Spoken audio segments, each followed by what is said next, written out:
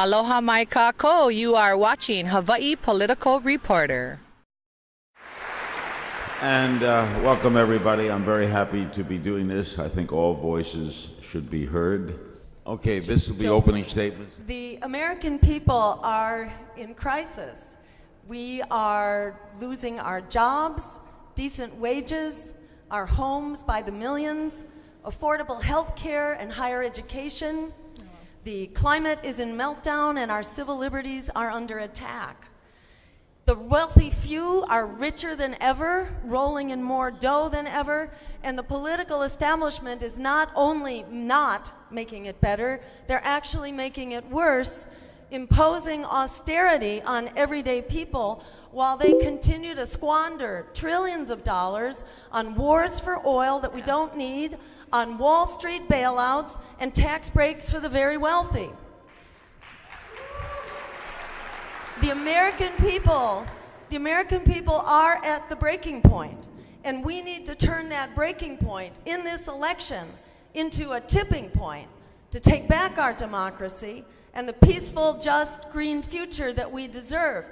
And we do that by standing up and making sure that everyday people have a voice in this election and a choice at the polls that's not bought and paid for by Wall Street, and by advancing the critical solutions that the American people are clamoring for by large majorities. Our campaign is calling for a Green New Deal to create 25 million jobs, end unemployment, jumpstart the green economy, and that means putting a halt to climate change and making wars for oil obsolete. We're calling for health care as a human right through Medicare for all, and for bailing out the students, not the banks, and making public higher education free. Joe, Rocky, 2 minutes. We are at a pivotal moral point in our nation's history.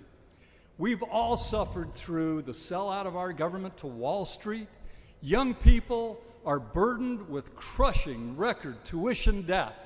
Millions of families have lost their homes. Retirement accounts have been decimated, while Wall Street fat cats who are buying our elections have made out like bandits.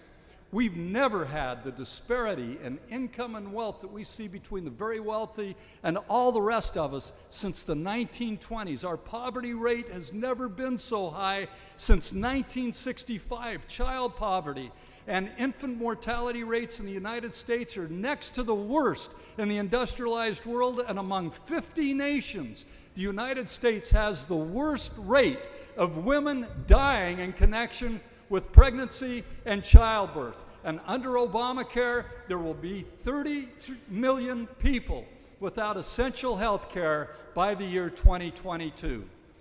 And during the Bush and the Obama years, our Constitution has been shredded while the imperial presidency has expanded, with presidents who think they can unilaterally take us to war, often on a pack of lies, with presidents who think the federal government should have the authority to round anyone up, including U.S. citizens, and imprison them up to the rest of their lives without charges, without trial, without legal representation, and without the right of habeas corpus. And our elected officials are sound asleep when the Pentagon is warning that climate change is a greater long-term security risk to the United States than terrorism. Okay. So if you like the way things are going, vote Democratic or Republican. If you want real change, vote your conscience, vote justice. Economic justice, social justice, and environmental justice. On the 4 issues I'm going to address right now, you can deduce their positions from what I say.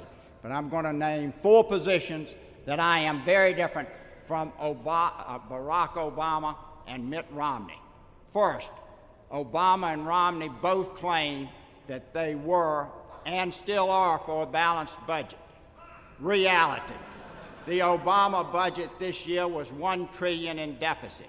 The Paul Ryan budget, which passed the U.S. House, was $600 billion in deficit. I have the courage to submit a balanced budget if I'm elected president right after I'm inaugurated. Secondly, I am for jobs in America, for American citizens first, and the only candidate that has called for a near complete moratorium on green card admissions to the United States until unemployment is under 5%. It makes no sense to bring in so many foreign workers when unemployment is so high in this country. Secondly, third, We're running close on time. Go ahead. we need to end super PACs and political action committees. That would be one of the best things that would open up our country for more democratic process and a greater voice by the people. And lastly, we need term limits. It's time to focus on doing the best job in Congress instead of the next election and the next fundraiser. And now an opening statement from Governor Johnson. The country is in really deep trouble. We should not bomb Iran. We should end the war in Afghanistan tomorrow. Bring the troops home tomorrow. Marriage equality is a constitutionally guaranteed right on par with civil rights of the 60s. Let's end the drug wars. Legalize marijuana now.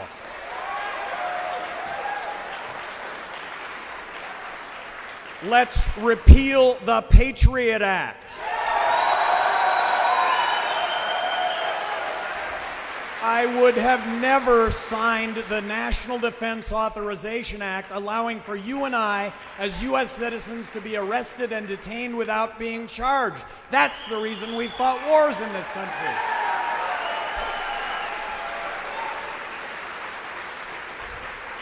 I promise to submit a balanced budget to Congress in the year 2013. That is a $1.4 trillion reduction in federal spending. If we don't do this now, we are going to find ourselves in a monetary collapse. And a monetary collapse, very simply, is when the dollars we have in our pocket don't buy a thing because of the accompanying inflation that goes along with borrowing and printing money to the tune of 43 cents out of every dollar we spend. I'm the only candidate that wants to eliminate income tax, eliminate corporate tax, abolish the IRS, and replace all of that with one federal consumption tax, the fair tax. I think it reboots the American economy. It's the answer to our exports. It's the answer to American jobs. First question for tonight, topic is our electoral system. This question is from the Free and Equal Elections Foundation, hosting this debate, and will be asked by Christina Tobin. Christina? Well, thank you. We'll start from the left to the right, and here's our question. A top two primary is an election in which party labels appear on the ballot, but parties do not nominate candidates. Instead, the candidates choose their own ballot label. All candidates run in the primary, but only the top two vote getters appear on the ballot in the November election. The system is currently used in Louisiana, Washington State, and California. It is now a ballot measure in Arizona, Prop 121, with other states interested in adopting the system. What is your position on the top two primary system, and why? We'll start with Jill Stein. Mm-hmm. Thank you, and again, thank you so much to Free and Equal and to all of you for being here. Yes, I think top two does not enlarge our democracy. In many ways, it confuses things more. It puts many candidates onto the ballot altogether, and it arbitrarily attaches party labels to them.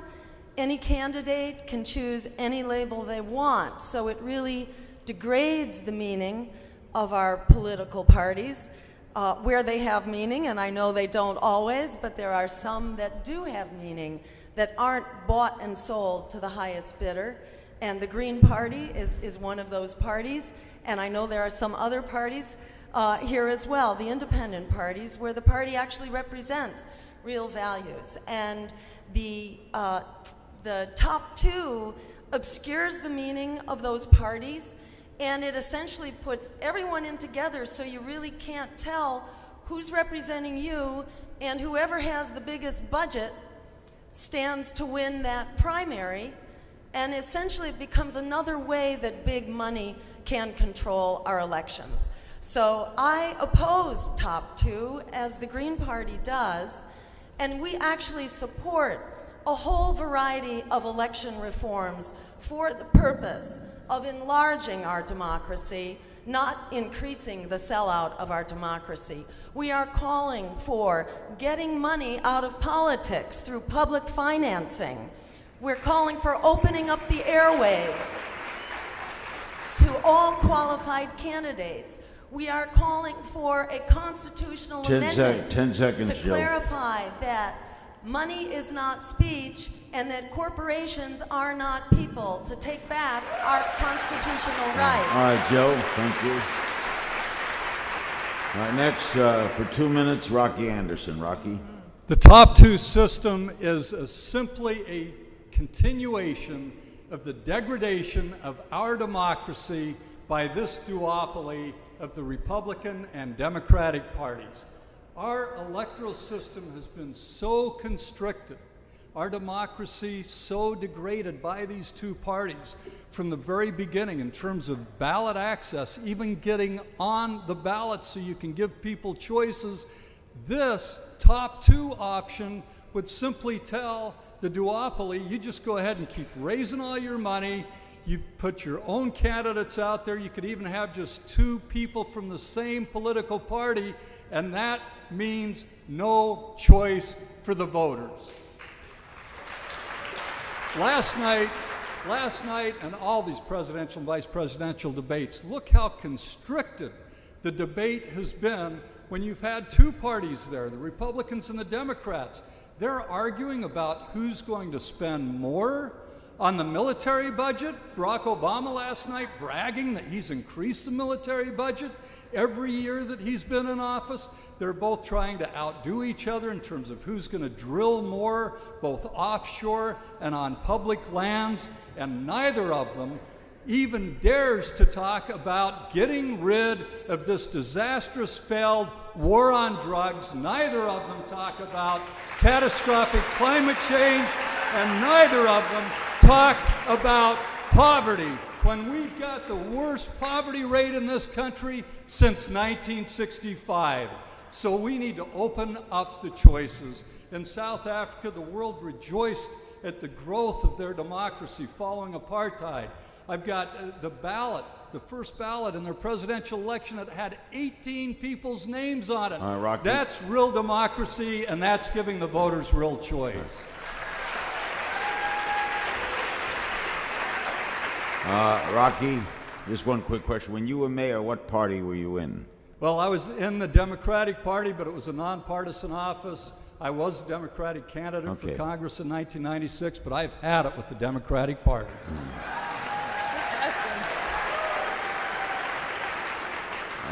Virgil Goode, what party were you in? I was an independent, Democrat, Republican, and now I'm in the Constitution Party. Always conservative. Okay, your response for 2 minutes to the initial question. Thank you, Larry.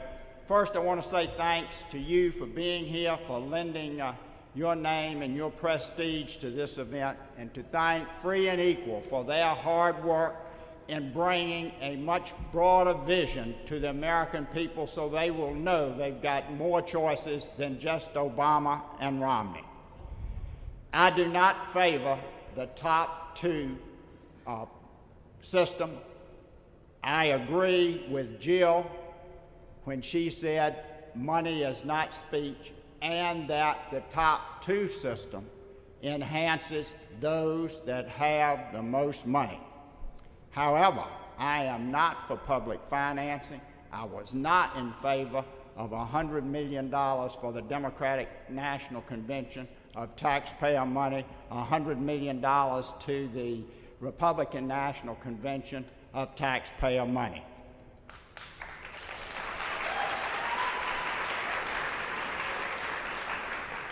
The top two system is primarily a state issue. I would not be in favor of federal legislation repealing what Louisiana has done, or telling Virginia, or telling Maine, or telling Arizona or New Mexico any state what they should do, but we've got to work at every state and every legislature and oppose top two. In my view, it's a hindrance to true democracy for grassroots Americans that don't want to be controlled by super PACs and PACs. All right. And our final speaker on this topic, I know you were a Republican as governor of New Mexico. Gary Johnson, your response. Well, running for governor of New Mexico as a Republican, I ran completely outside of the political system. Completely. I mean, I went and I introduced myself to the Republican Party 2 weeks before I ran, and they said, you know what, we like you, we like what you've got to say. We're completely inclusive. You can go and you can make your case to all Republicans in this state, you know, take part in the debates, take part in the discussions. Well, that's the way that politics should be. I was able to make that presentation, I was able to make that case, and by the way, the Republican Party chairman at that time said, now you can do all this stuff, but you just need to know that you'll never get elected because it's not possible to get elected governor in a state that's 2-to-1 Democrat. Well, I did get elected. So as governor of New Mexico, completely outside of the political system, I've always been pro-choice regarding everything, okay? So should this be top two candidates voting system? This should be something that gets ferreted out at the local level. This should be something that gets ferreted out at the state level, not the national level. Look, there is only a couple of voices being heard here, and it's Tweedledee and it's Tweedledum. It's 2 weeks ago. It's 2 weeks ago, two candidates talking about who's going to spend more money on Medicare when Medicare is a system that you and I pay $30,000 into and get a $100,000 benefit. It's a 3-to-1 what you pay in and what you get out. It's not sustainable. Yet it's indicative of our federal government today, which is on an absolute unsustainable path, the results of which are going to be a monetary collapse unless we actually bring this under control. And as a third party, I've been given the opportunity here to make the case that's not being made by either of the two major candidates. Thank you, Governor.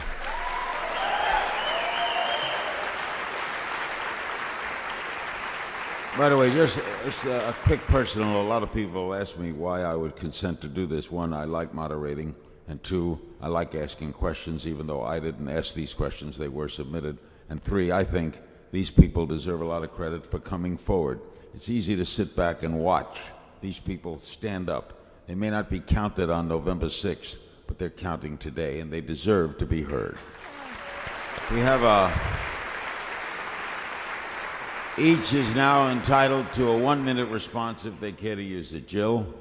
Yeah, thank you. I just want to mention, talking about how all of us need to stand up and demand real democracy and demand free and open, inclusive debates. I just want to mention that my running mate and I went to the doorstep of the Commission on Presidential Debates at Hofstra University last week, and that we were arrested, we were tightly bound with plastic restraints and tied to chairs for 8 hours for daring to stand up and demand open debates. But this is what all of us need to do. I encourage you to go to my website, jillstein.org, and sign the petition there for opening the debates and for challenging the Commission on Presidential Debates. We should not let them Jill. do this again. Rocky, you have 1 minute. A top two system is a sign that these two parties, this political duopoly in this country, is trying to further put their stranglehold on our democracy. We have to stand up together. And in federal elections, it is a federal matter. We shouldn't leave it to the states. The corrupting influence of money in this country is at the root of every major public policy disaster. It's why we don't have health care for all, as in the rest of the industrialized world. It's why we aren't providing international leadership on the climate crisis, because of all the corrupting money coming from the fossil fuel industry, and it's why we have this enormously wasteful military budget with this military-industrial complex putting pressure on Congress and the White House. 5 seconds. So we need public financing of elections for our democracy. We need Virgil. free and equal access Okay, to Rock. the public airwaves. Thank you. Virgil, 1 minute. Thank you. The top two system, as others have indicated, favors the super PACs and the political action committees. They're political action committees not just of businesses, but of unions. I'm for no political action committee, individual contributions only, and no super PACs. And I believe Congress can craft legislation with presidential leadership to stop political action committees. Big money that funnels through the PACs is the greatest hindrance, in my opinion, to free and open elections and freedom and democracy in this country. We threw off the king in the time of the revolution because of heavy-handedness. We need to throw the PACs out now and vote for third parties that will stand up for America. All right. I'm reminded that this is a rebuttal 1 minute. You can use it or not use it, Governor. Well, I think that when it comes to political campaign contributions, that candidates should be required to wear NASCAR-like jackets with patches on the jackets commensurate. So what's really needed is 100% transparency. I will tell you that regardless of whether or not Romney gets elected or Obama gets elected, three things are going to happen. We're going to find ourselves with a continued heightened police state in this country. We're going to find ourselves continuing to militarily intervene in the world, which has resulted in hundreds of millions of enemies to this country that wouldn't otherwise exist. There's a reason why we shouldn't be using drones. It's because we don't just take out the target, we take out a lot of innocent civilians in these countries where these drones attack. All right. And then lastly, we are going to find ourselves in a continued state of unsustainable spending and borrowing to the point that we are going to experience a monetary collapse unless we fix this. Thank you, Governor. Tonight's second question, all questions submitted by social media, was submitted by Jeff Tangway of Colorado via Facebook. Question is, in what ways does the war on drugs impact Americans, and how could these effects be reduced? Is there a more efficient way to deal with the issue of drug use in America? The war on drugs has been catastrophic for our country, a waste of national treasure and unbelievable human tragedy. I remember when Bert Stringfellow came to me and told me about his son Corey, who had been sentenced on his first drug offense to 15.5 years in a federal penitentiary. Well, when I became mayor, I worked really hard with the Clinton White House, and on the day that President Clinton left the White House, he signed a presidential pardon, saving Corey Stringfellow a decade in a federal penitentiary. Weldon Angeles is sitting in a federal penitentiary today with a 55-year sentence for selling marijuana on 3 occasions because the informant said there was a gun around somewhere, not that he'd used it, that there was a gun present. So with gun enhancements, mandatory gun enhancements, and the judge who had to enter the sentence said it was an outrage, it was unjust, but 55 years. This is the kind of human toll in this country. We don't just need to legalize marijuana, we need to end drug prohibition just like we ended alcohol prohibition, and treat drug use and abuse as a public health and education issue and get it entirely out of the criminal justice system.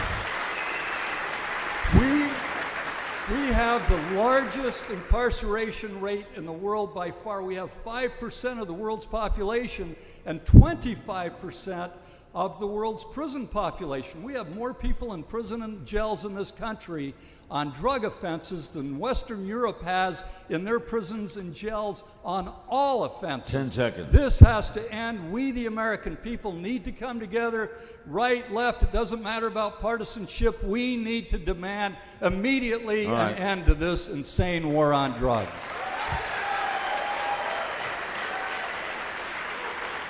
Virgil, Goode. Thank you. I am an advocate of a balanced budget now, not 10 years down the road, and I would cut federal spending on the war on drugs. However, drug use is primarily a state issue, not a federal issue, but there are federal laws. I am not, and this is going to not sit well with most of you, I am not for legalizing marijuana use or other drug use. If we cut back on the war on drugs, that would be a minor part of the federal budget. About $12 billion is being spent this year out of a $3.8 trillion budget on the war on drugs. But a lot of small things. I'm not for funding Planned Parenthood. I'd take that to zero. I'm not for funding public broadcasting. We're on drugs. We're on drugs. I know, but I'm just pointing out that how small the federal war on drug money is in terms of the entire budget, but I am for reducing it because we've got to reduce nearly everything that's generally funded in order to get to a balanced budget. All right. Governor Johnson, the war on drugs. 90% of the drug problem is prohibition-related, not use-related, and that is not to discount the problems with use and abuse, but that should be the focus. So let's legalize marijuana now. And right now in this country, we are at a tipping point on this issue. 50% of Americans now support legalizing marijuana. Why is this the case? It's because we're talking about it. It's because debates and discussions are raging at dinner tables that haven't been raging at dinner tables in the past. So let's regulate it. Let's tax it. It's on the ballot in Colorado in November. Coloradans have the opportunity here really to change drug policy worldwide.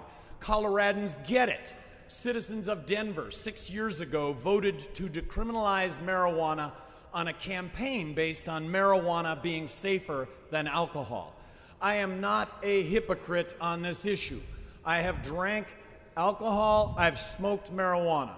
I don't drink alcohol, I don't smoke marijuana, but I can tell you categorically, in no category is marijuana more dangerous than alcohol. And yet,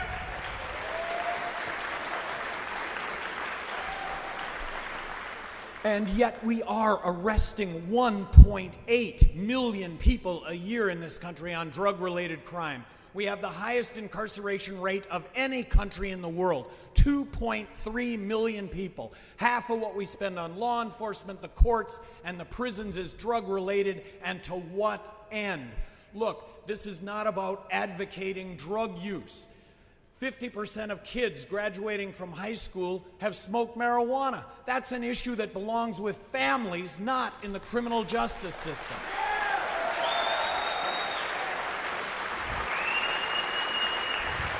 All right, thank you, Governor. That's time up. Jill, Does anybody have any rebuttals? Go ahead, Jill. I have to make my statement first, and then the Maybe rebuttals. Thank you. Sorry. So as a medical doctor, previously in clinical practice for about 25 years, I can say with a real understanding of the science and the health impacts that marijuana is a substance that is dangerous because it's illegal. It's not illegal on account of being dangerous, because it's not dangerous at all.